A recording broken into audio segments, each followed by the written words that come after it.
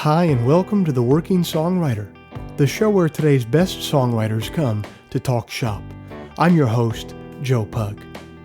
Each episode here, we host a distinguished guest, and we ask them to go deep on their inspiration, on their process, on the general ups and downs of making a life in music. So, whether you're a grizzled veteran doing a benefit live stream for the roadies on your crew, or else a scrappy upstart doing a benefit live stream for your cousin that would sometimes sell merch after your gigs for you, this is your show. Because ultimately, it is what every writer seeks most, an ironclad excuse to put off actually writing.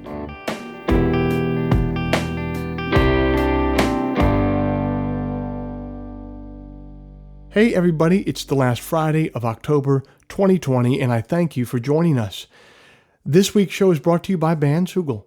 Built by musicians and for musicians, Bandzoogle is an all-in-one platform to build a beautiful website for your music. I'm old enough to remember when you had to pay somebody called a web developer to get a website made. It was terrible. It'd always be some guy named Grayson who drove a tan Honda Element with a 7 Mary 3 bumper sticker on it, who always tried to sell you flavored tobacco that he said you could smoke out of a cored-out apple. And old Grayson would charge you about $1,000 for a website that would be obsolete in like 6 months. But it's the future now, you guys. That's not how it works anymore. We're allowed to have nice things now. One of those nice things is Bandzoogle. Bandzoogle powers the websites of tens of thousands of musicians around the world, from weekend warriors to Grammy winners. All the features you need for a professional website are already built in. Hosting and a custom domain name, dozens of fully customizable design templates, the ability to sell your music and merch commission-free. Listeners to the Working Songwriter podcast can go to bandzoogle.com to try it for free for 30 days. Simply use the promo code TWS to get 15% off the first year of any subscription. If you'd like to hear some of my music live in the coming months, every Sunday night at 9 p.m. Eastern, I am streaming live for Sunday songs over on YouTube. That's where I play some of my tunes, then I play some covers as well, and mainly I'm just there interacting in the live chat, taking questions, taking requests. The other viewers are interacting with one another in the chat. We're building a nice little community over there on Sunday nights, dare I say it, including many listeners of this podcast. So stop on by YouTube, type in my name, Joe Pug, subscribe to my channel, and I'll see you over there for the live stream on Sunday night at 9 p.m. Eastern. Finally, if you enjoy this podcast, if you'd like to help it remain a viable endeavor for me, here's a couple things that you could do to help. First of all, you could become a supporter of the show over at Patreon. Patreon is a platform that allows you to directly support creative endeavors that you find meaningful. You just head to their site, Patreon, you search for The Working Songwriter, or you search for my name, and then you sign up to kick in a few bucks every month for the show. Think of it as a voluntary subscription, a subscription that you certainly don't have to pay, but that you choose to pay because you won't miss a few bucks and because you care about the show. If just 1% of our listenership would kick in the price of a cup of coffee every month, it would make a huge difference. So thanks for everybody who's already taken the time to do that. And if you're not in a place where you can contribute that way, there's a couple ways that you could help out for free. First, you could leave us a rating in the iTunes store, or second, you could simply tell a friend about the show who you think might dig it. Just help us spread the word. The simple math on those two last things is that they will help me much more than they will be a pain in the ass for you. I will end all the harassment there. Thank you so much for being here this week. I think you're really going to enjoy this conversation.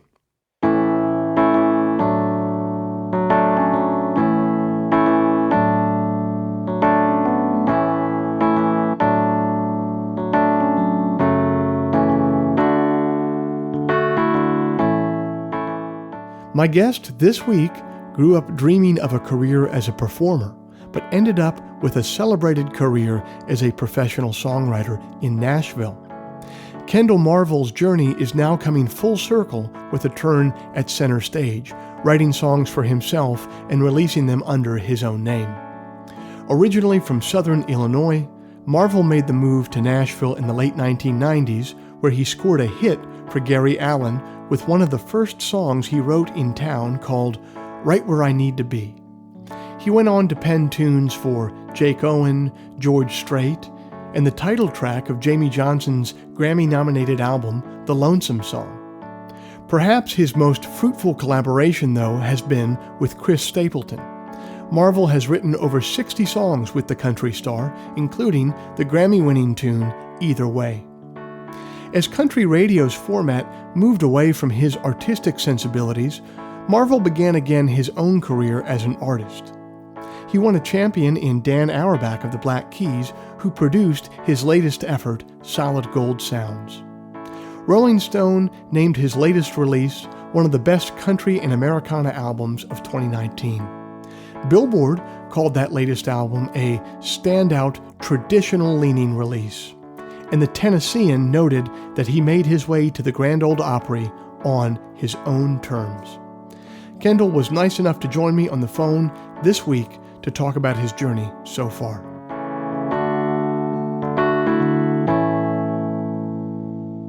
Kendell Marvel, thanks so much for being on the Working Songwriter podcast. You grew up in Southern Illinois, and it sounds like music was a pretty big part of your life from very early on. What was your first exposure to music? Man, you're exactly right. That's where I grew up, and it's been that way from pretty well day one. I mean, I was about 5 years old when my dad stuck a guitar in my hand and started teaching me chords. And so, I mean, really about as far back as I can remember, music has been at the front of my life. You know, it's just been right there in the forefront. Always listening to records, always playing guitar. Just been a strange but wonderful thing. And it sounds like it was a bit of a bonding experience with your old man. It was, and it still is. I mean, that's kind of our, that's his, he always said, you're my lottery ticket. You know, when I was a kid, that's what he'd say. He was like, he was going to manage me and do all this stuff, obviously, which did not happen. But, he's pretty proud of it. And I'm glad that he's proud of it. I was about to say, what has that been like for him to watch? I'm getting a little ahead of ourselves here, but what's that been like for your dad? If that was sort of a dream of his, or like a tangential dream to have you do something, what's that been like for him?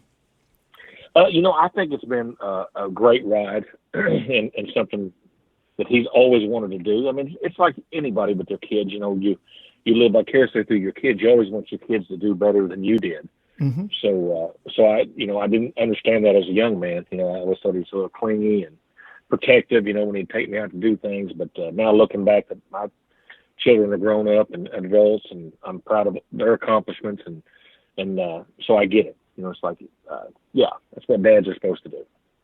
Totally. Was there a moment when he realized that you had made it? Like, did he hear one of your songs on the radio, or when did he know that you had crossed the Rubicon and were doing it for real?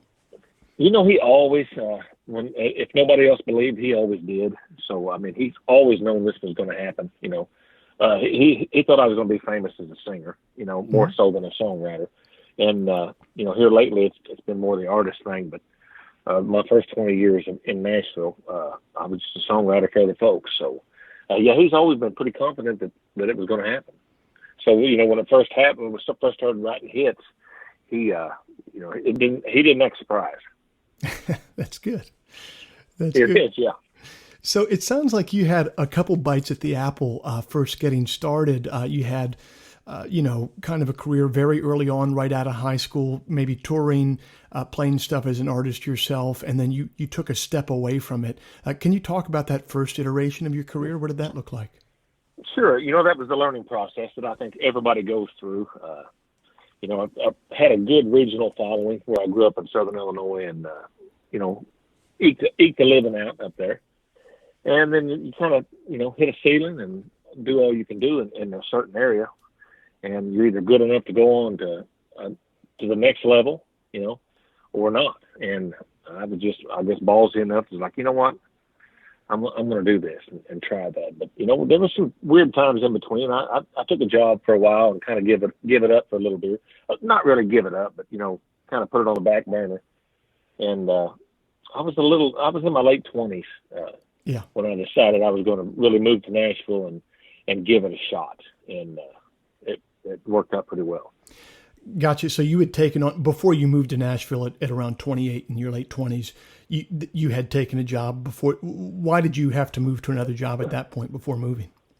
I just, like I said, I kind of hit a ceiling, kind of got burnt out, playing the same old bars and same old clubs in the tri-state area. And it was just like, it was just time to do something different. And I had one child at the time, didn't have the second one until later on, but it was just, time to be a big boy and have some insurance and not live, weekend to weekend. So I took a job in a tire factory, which was a great job for the area. And Mount Vernon, Illinois, a place called General Tire. Somebody helped me get on up there, and it's like a really good job for that spot. And it didn't take long to figure out that really, that wasn't what I wanted to do. And I was getting in my late 20s, like I said, and it was kind of like do or die. Like, I need to go do this thing now, or this is my life, which I'm sure I'd have been fine, by now.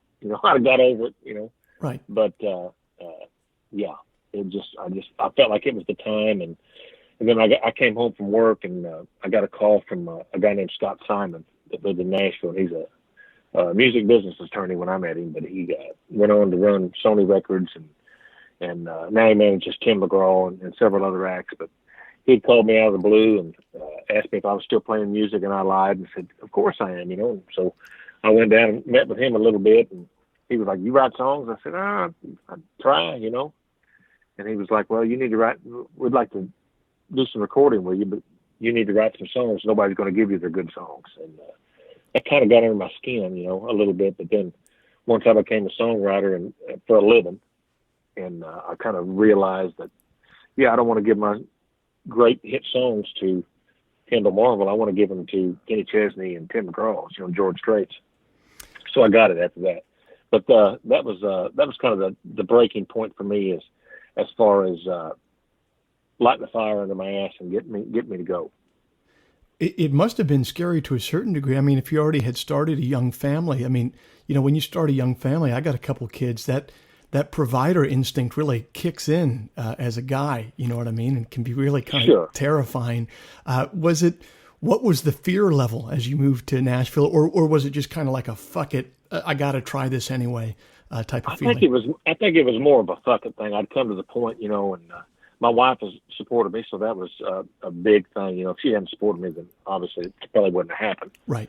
And by the time I moved here, my son was 2 and my daughter was 7.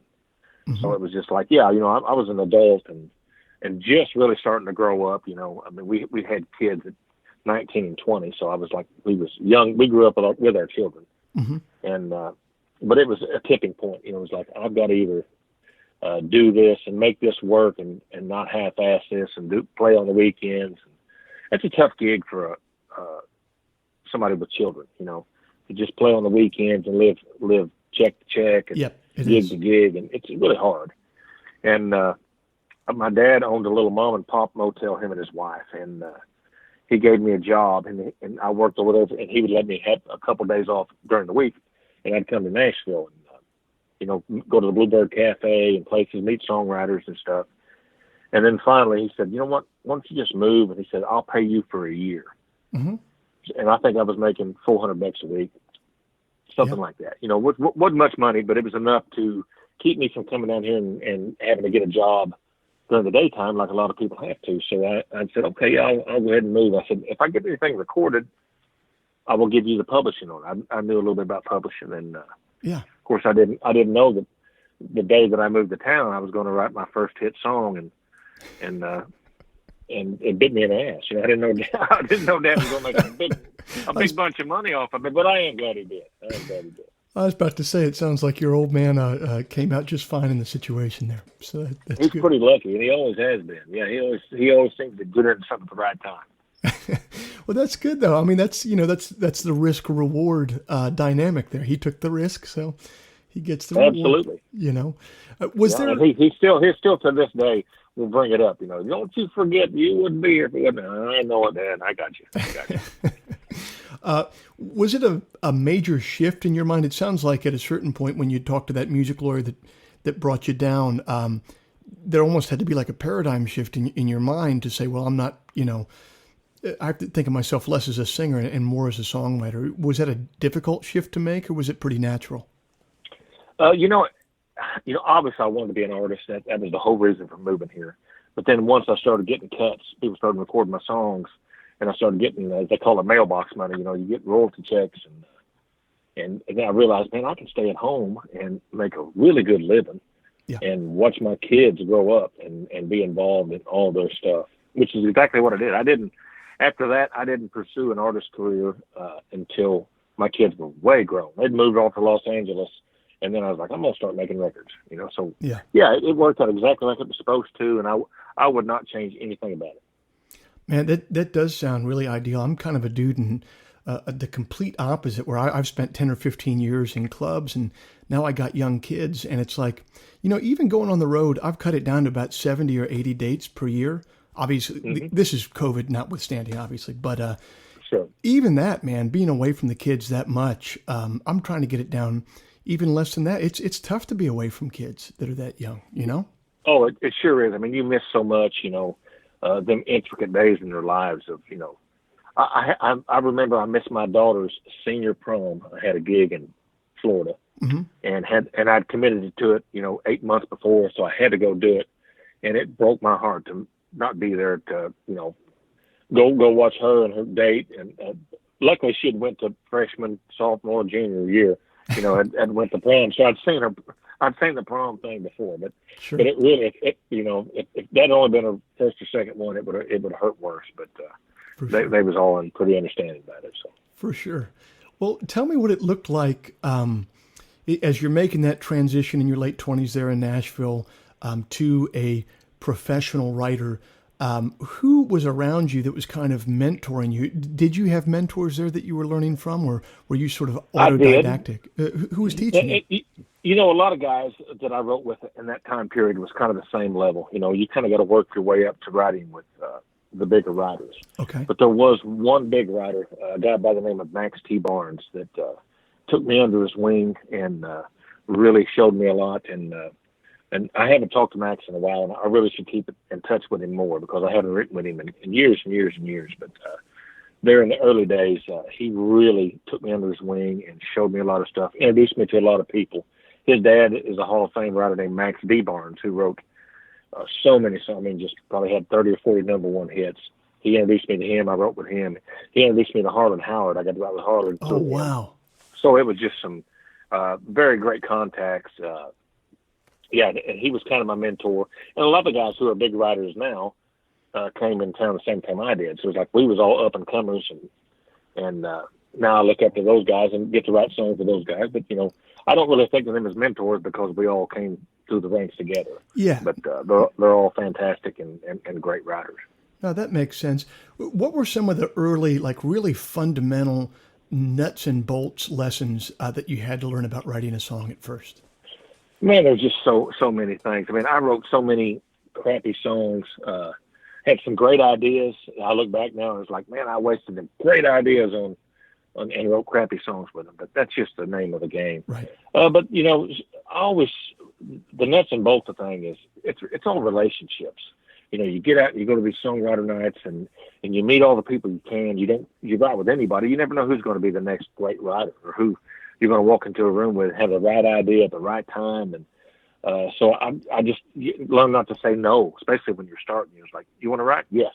It's not that way much with me anymore. But at that time, as a young up and coming songwriter, that's the way it was. And it was just like, I'd write with anybody, and and to this day, I still try to write with people who are better than me. I want to get in the room with somebody who is a better writer than I am. Who's going to teach me something and take me places that I can't get there myself. Were there any things that you had to unlearn as an amateur writer to kind of move on and become more polished and professional? Not really. I mean, there was no set things. It's like throw an idea out.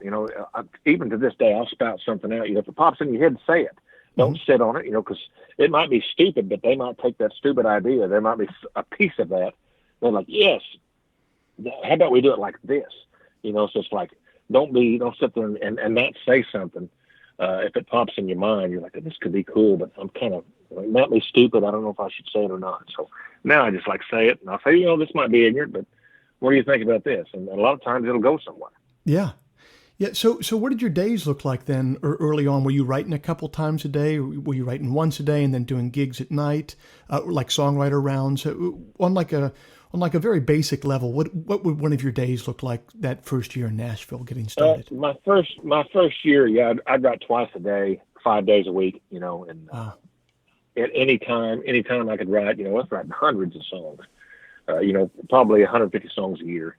Like I said, most of them was not that good, but it was a good learning experience, Yeah, it's like golf. I always say, like, you're not going to get good at golf unless you play a lot of golf. Mm-hmm. You're not going to get good at songwriting unless you write a lot of songs. That's just the way it is.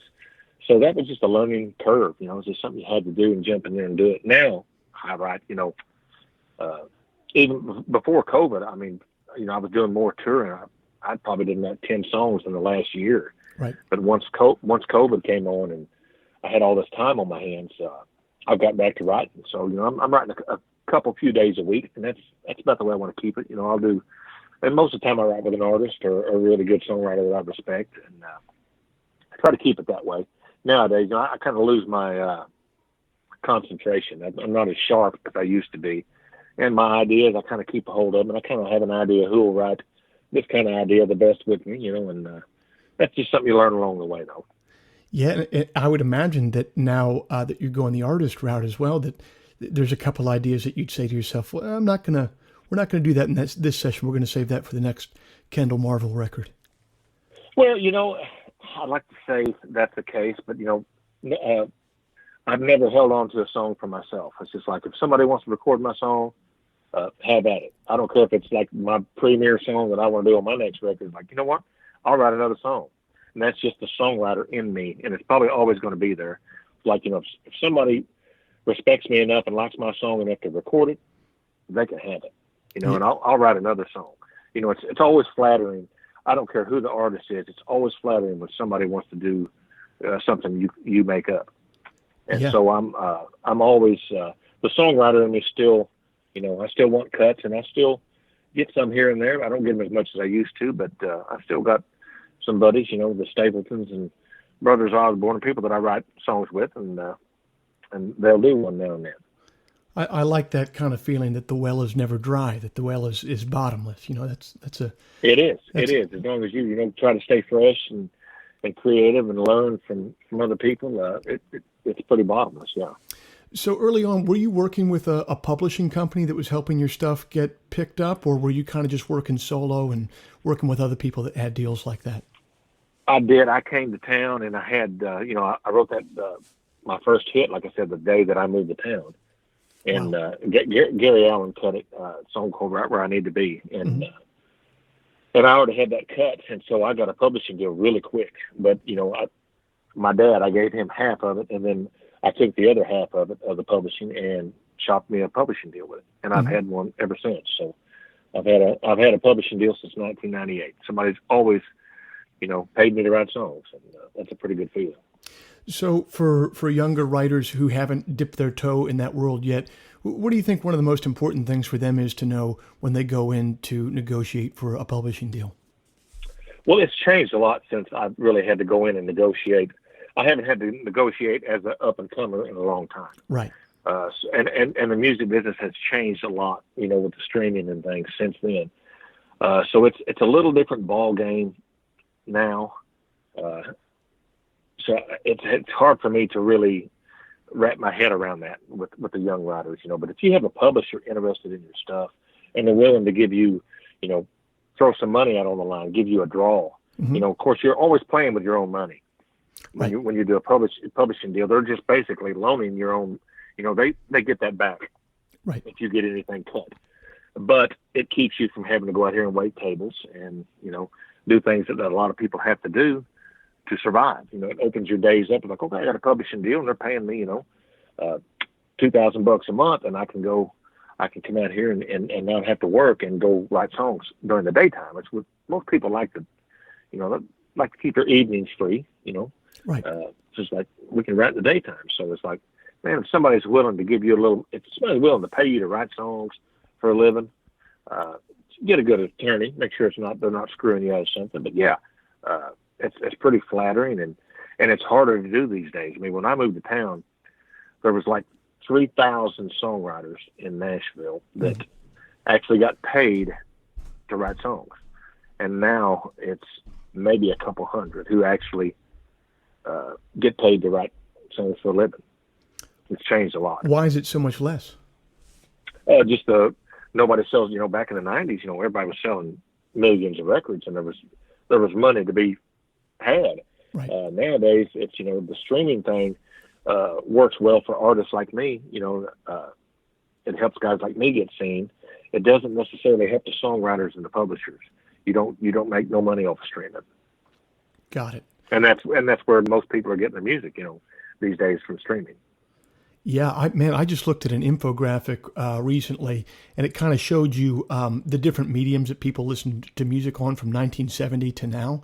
And CDs were cock of the walk until even up until 4 or 5 years ago. And in the last 5 years, you watch that streaming take over the lion's share of the pie, just immediately, like a weed growing in a garden, man. It's incredible how fast it happened. It is, and they've got to figure that out. I mean, the songwriters and the publishers are really suffering from that. Like I said, if you own your masters, if you're making records, it's a different ballgame. And I think the streaming services pay out most of their money. It just doesn't trickle down to the songwriters, and that's got to be figured out. And I know they're working on that daily. So I can't really dog the streaming services, and like a lot of, if you're just a songwriter, yeah, you want to sit and bitch about, you're not getting paid, and I understand that 100%. Right. But from an artist, they do pay the artists, and they've just got to figure that out. The songwriters have got to get their cut, or we're going to be screwed. It's going to cost everybody their career. Wow, that's really interesting, because I'd always been coming at it from the opposite end of it. I do own my masters, and I always kind of felt like, well, for the amount of business I do, I get a pretty square check from those guys, yeah. And what do I know anyway? So. But sure. I didn't know that it was affecting people who were solely writers that badly. Oh God, yeah. I mean, it's devastating. As a master owner, you get $5,000 to $6,000 for every million streams. Per million, right? Yeah, but as a songwriter, you might make $50 on that. So that's all figured into record sales now. They've done the physical sales of records. And they factor in, they'll say, well, they got the number one record. They, counting streaming, it's 150,000 records this year. And you look, and 120,000 of that is by streaming, and the other 30,000 is by record sold. So it's it's really not what it used to be. You have to get songs for songwriters to make money. You have to have it on the radio. I mean, that is either your artist has to be a Chris Stapleton who sells a lot of records, or you have to have hits on the radio. That's just the bottom line. Wow. And the Music Modernization Act that they pushed through a couple of years ago, you don't think has made any headway on that for writers? It has made it's made a little headway, but not enough. But not enough. And like I said, they're working on that. And I know there's a lot smarter people than me trying to figure that out. And I don't think anybody's intentionally trying to screw anybody out of money. Right. As far as from the streaming services to the art, down to the songwriter. I don't think Spotify is going out to screw songwriters. Right. There's just a lot of money in between that somebody is taking that is not going, it's not fairly distributed. Right. Well, a lot of people smarter than me trying to figure things out is generally how I feel about most things in life. I know. So that's just life in general, I guess, isn't it?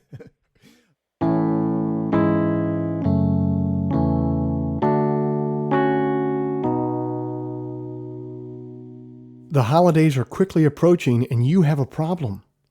The problem is you have to get a gift for somebody you care about, but you're lazy. You know that feeling in the pit of your stomach when you've waited too late to buy a present, and now you have to run out at the last moment to buy some meaningless piece of plastic garbage. So, let me solve your problem for you. For a limited time, in my merchandise store online, I'm offering handwritten lyrics to any one of my songs.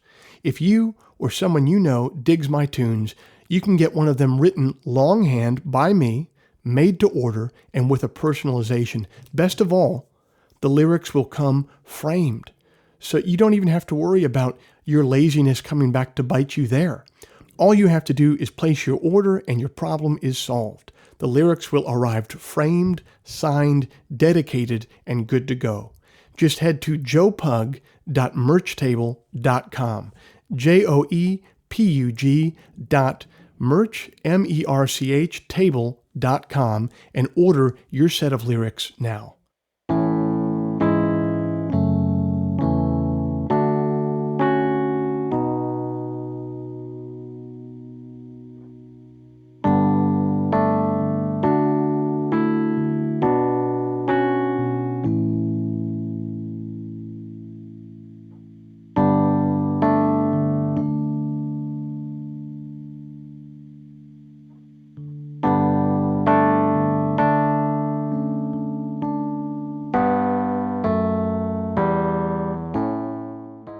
You heard Kendell talking about the period in his life between playing bar gigs on the road and then moving to Nashville. The job he picked up at a tire factory was good work where he was from, and the move to Music City sounds like it was under less than ideal circumstances at first. Yet, something was still pulling him towards his original dream. It just goes to show that the bird in hand isn't always better than a few in the bush. There's a lovely poem by Louise Erdrich about getting by in less than ideal circumstances to focus on what is most meaningful to you.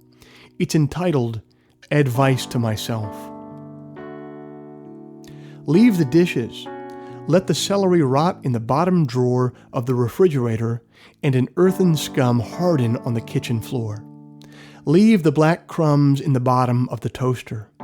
Throw the cracked bowl out and don't patch the cup. Don't patch anything. Don't mend. Buy safety pins. Don't even sew on a button. Let the wind have its way. Then the earth that invades as dust, and then the dead foaming up in gray rolls underneath the couch. Talk to them. Tell them they are welcome. Don't keep all the pieces of the puzzles or the doll's tiny shoes in pairs. Don't worry who uses whose toothbrush or if anything matches at all. Accept one word to another or a thought. Pursue the authentic. Decide first what is authentic. Then go after it with all your heart. Your heart. That place you don't even think of cleaning out. That closet stuffed with savage mementos. Don't sort the paper clips from screws from saved baby teeth, or worry if we're all eating cereal for dinner again. Don't answer the telephone, ever, or weep over anything at all that breaks. Pink molds will grow within those sealed cartons in the refrigerator. Accept new forms of life and talk to the dead who drift in through the screened windows, who collect patiently on the tops of food jars and books. Recycle the mail. Don't read it. Don't read anything except what destroys the insulation between yourself and your experience, or what pulls down, or what strikes at, or what shatters this ruse you call necessity.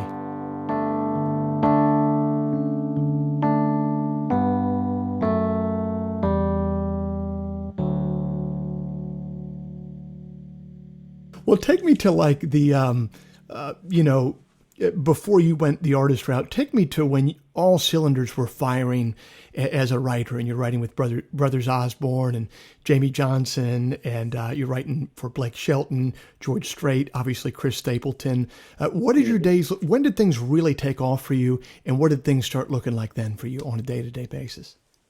I had a couple hits before it really took off. I had the Gary Allen song, and then I had a top 15 with Joe Diffie called Tougher Than Nails, and that was my first 3 or 4 years in town. I had a couple hits. And then there was a little bit of a dry spell, a couple of years, but I'd get some cuts and nothing big. And I met Jake Owen through a buddy of mine named Jimmy Ritchie, who ended up producing Jake's first couple records.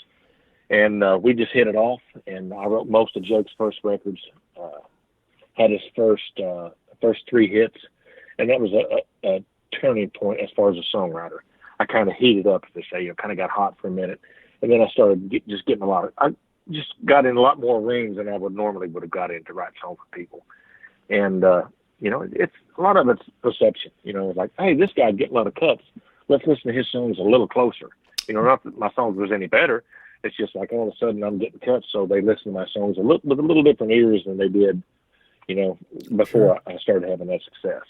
And that was probably 04, 05, something like that.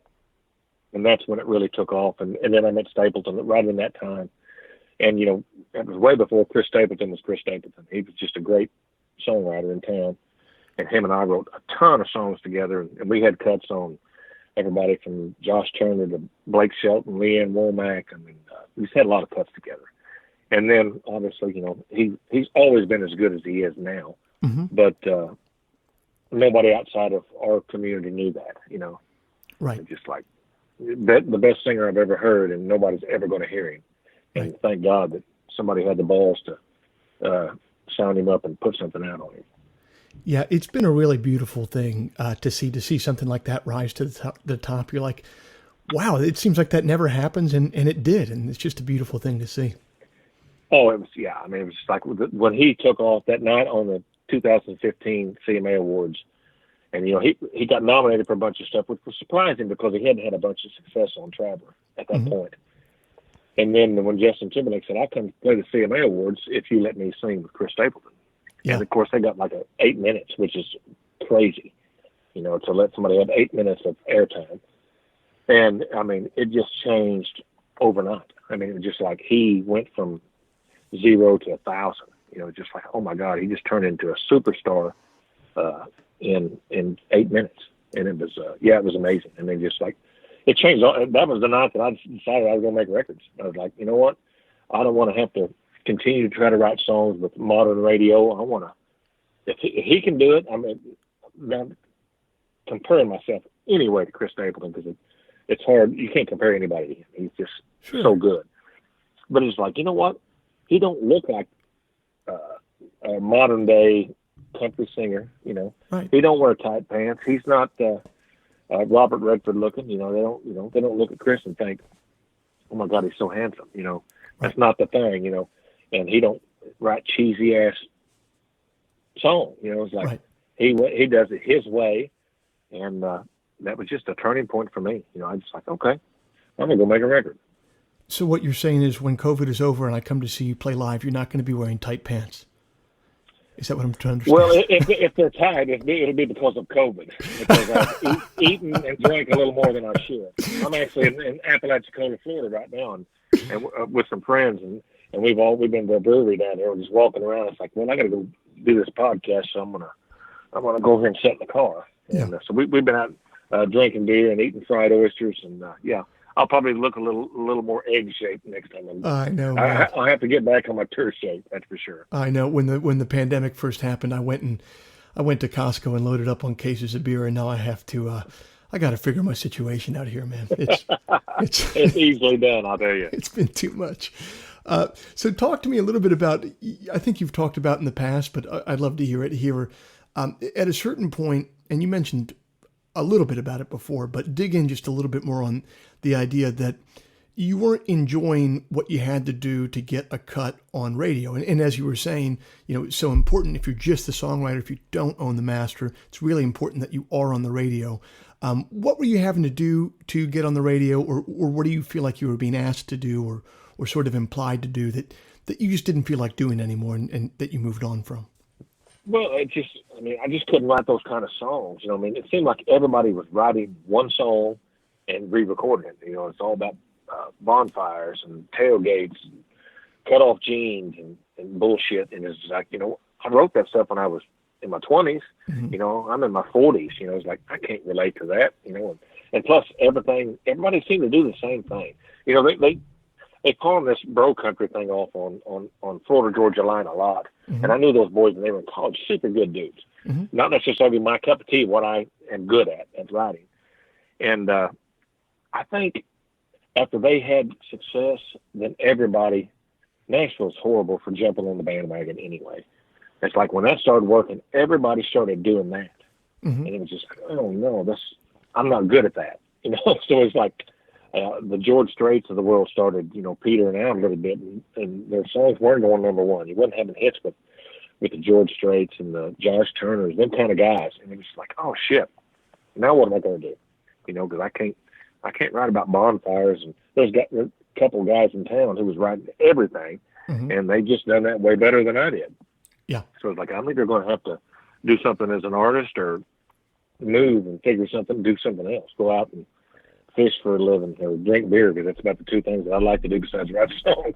Fair enough. Yeah, it's a strange feeling sometimes in art when you when things kind of change and you see someone else doing something and you're like, man, whether I like it or not, that person is doing something. I'm never going to be as good as that person as what they're doing. I can't play their game and win because they're going to win at that game. Sure.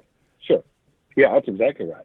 And that's where I was at. You know, it's like there's guys who's better than me at that, and I've got to figure something else out. Well, then that had to be in the same way that moving to Nashville at 28 had to be, you know, either a scary or a fuck it moment. It sounds like moving from the writing side of things to the artist side of things, that had to be, you know, that's not without worries, I would have to imagine, to make a late career shift like that. Were you worried when you did it? You know, I was a little worried. I mean, I'd always been a performer. You know, I'd still went out and done a lot of songwriter shows and stuff. So, I mean, it was more of a, almost a vacation. Like, this is either going to be fun or this is not going to be fun, you know? Yeah. And it turned out that it was, you know. But luckily I have buddies like Chris Stapleton and Brothers Osborne and those kind of guys who've been like, hey, why don't you come out and do this run with us, open our shows for us. You know, I went to the UK and Ireland with Brothers Osborne and made a lot of fans. And they could have took anybody they wanted to, and they took me.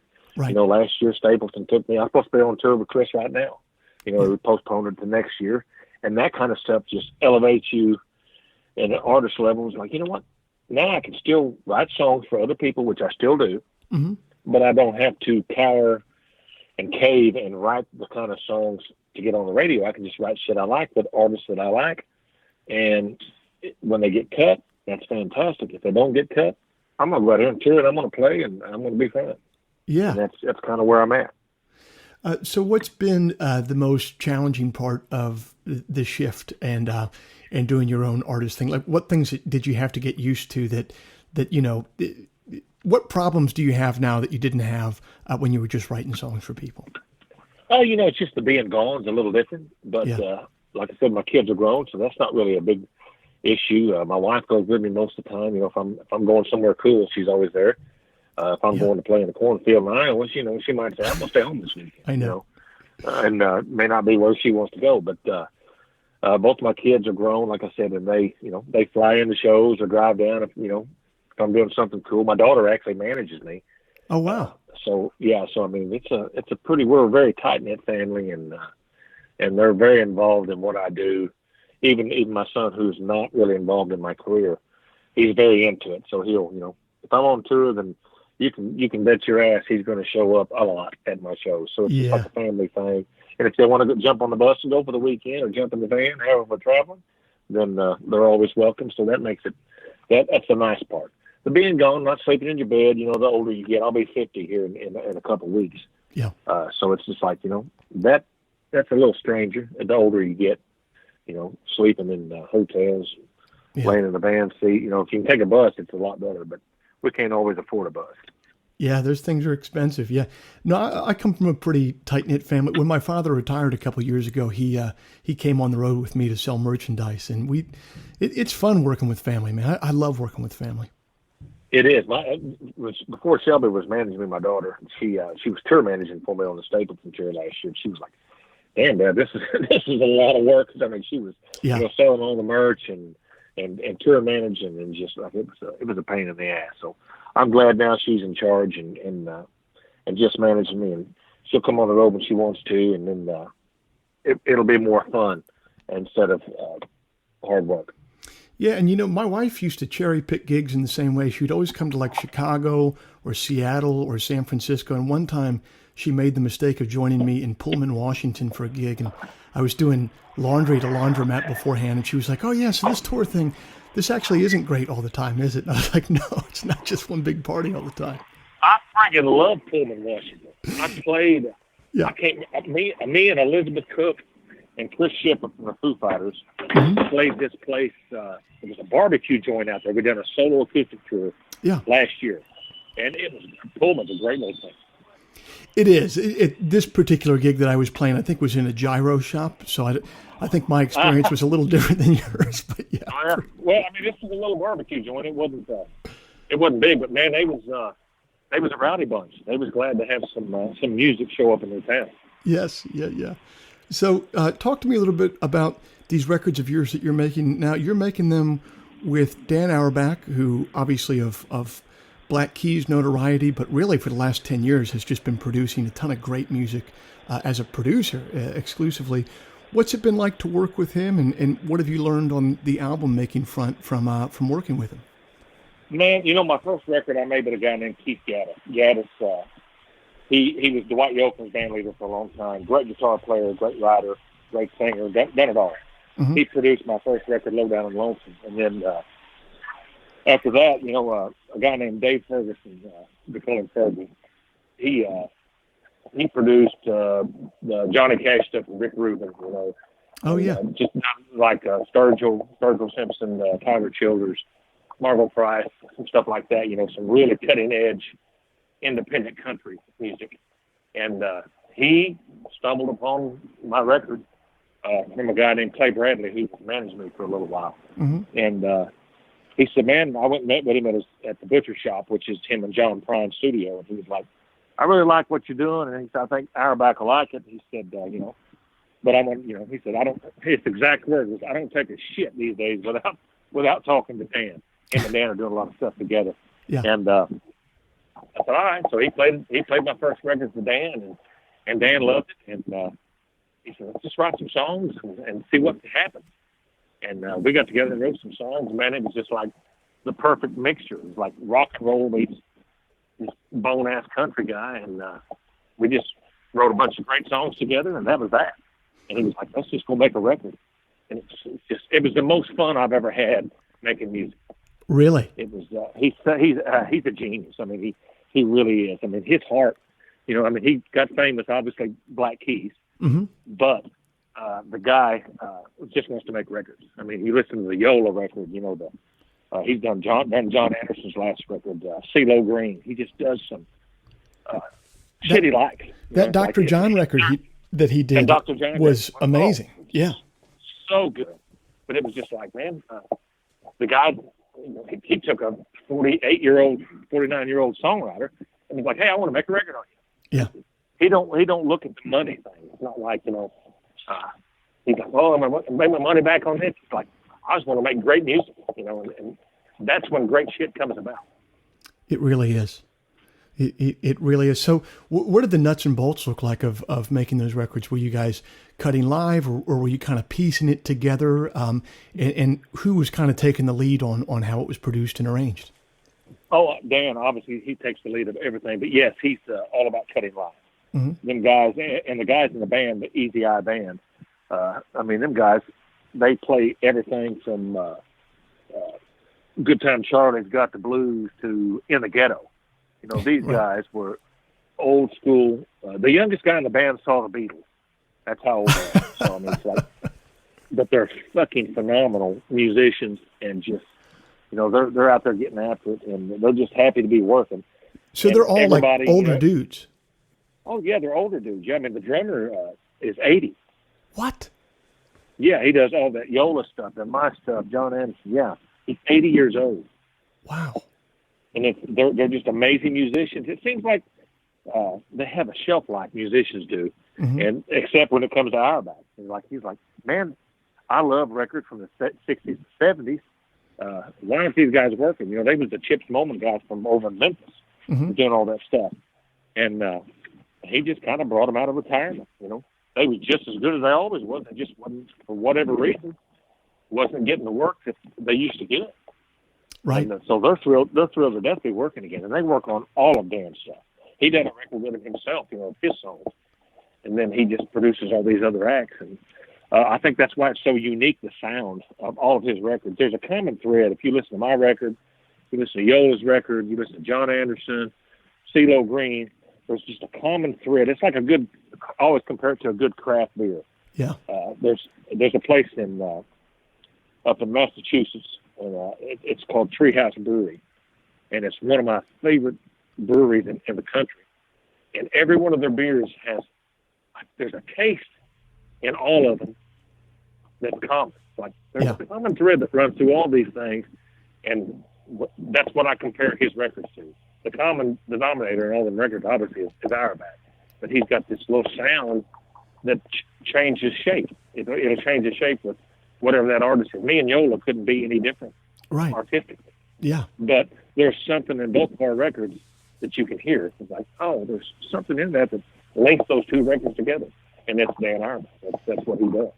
That's so cool to find a creative partnership like that. So you've been writing songs for a couple decades now. How has your songwriting evolved? How is your songwriting different now than when it began, 20, 25 years ago? Oh, it's totally different because I'm not looking at radio. I'm not really aiming. I'm just trying to write a great song. And if an artist cuts that song and it gets on the radio, fantastic. That's the thrill of a lifetime to have that happen. But used to, we'd go in, we have a publishing company, and they have a thing called pitch sheet. Like it tells you everybody who's recording songs, who's producing them, what they're looking for, and we'd go in and look at that, and we'd cut. Oh, Blake Shelton's looking for an up tempo, blah blah love song, whatever. Yeah. So we're trying to aim at that. I just throw a dart. I'm not aiming at nothing. It's like, I want to write something good, and if it's good, it'll find a home. A great song always seems to find where it's supposed to go. Yeah. Whether it be on my record, which is not going to make the songwriter a hell of a lot of money, right, or a Blake Shelton record, which will make us some money. That's kind of where me and Stapleton too. I mean, we'll have songs, and I'll say, hey, are you going to cut this song? Because I'm thinking about cutting it. He'll be like, you know what? I wish it would be like the old days. It's like, you do your thing on it, and I'll do my thing on it. Right. I'm like, fam, we've done that with a song called Untangle My Mind, which was on my first record, and he done it the way that we wrote it.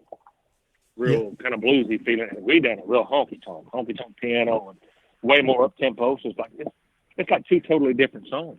Yeah. But we both done our thing with it. So I wish artists would do that. Now it seems like when somebody cuts something, then nobody else wants to do it. You know what I mean? They're a little scared. Back in the day, like Help Me Make It Through the Night. Right. Sammy Smith had the first hit on it, and everybody cut that song. I mean, that song was cut by tons of people. People that had hits, with the same song. Tennessee Whiskey. Yeah. Chris Stapleton song. It was a hit twice. I got on a Jag last weekend. The family went down to bed.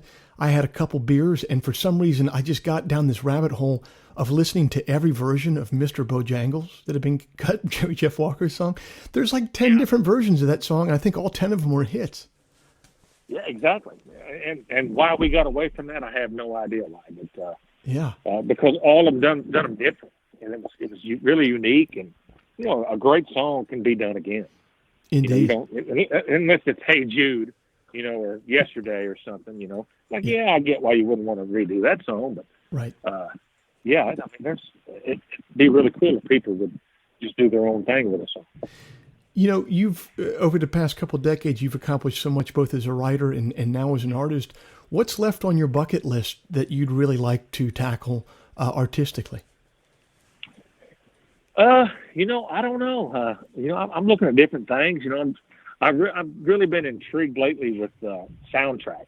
Okay. Think stuff. Stuff in movies, because you don't really have a boundary.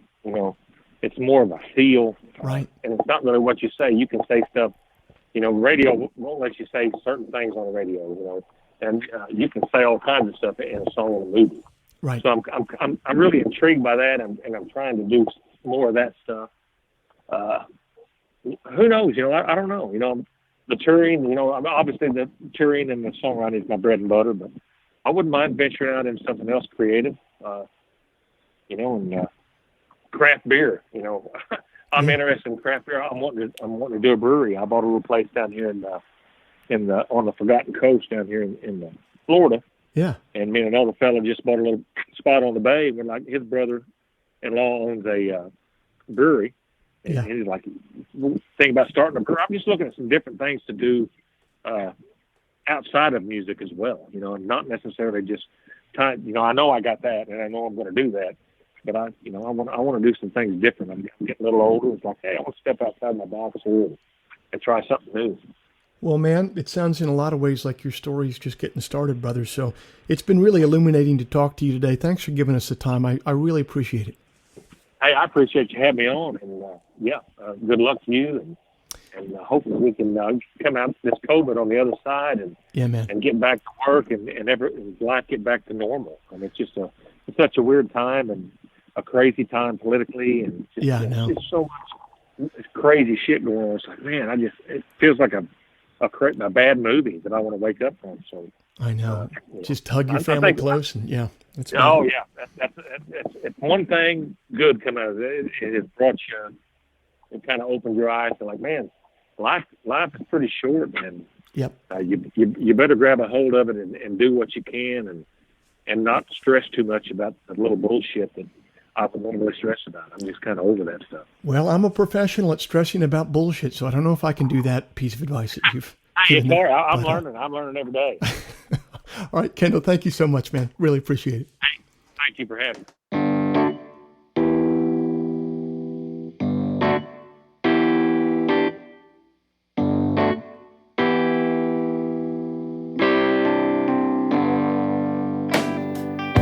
This week's show is brought to you by Bandzoogle.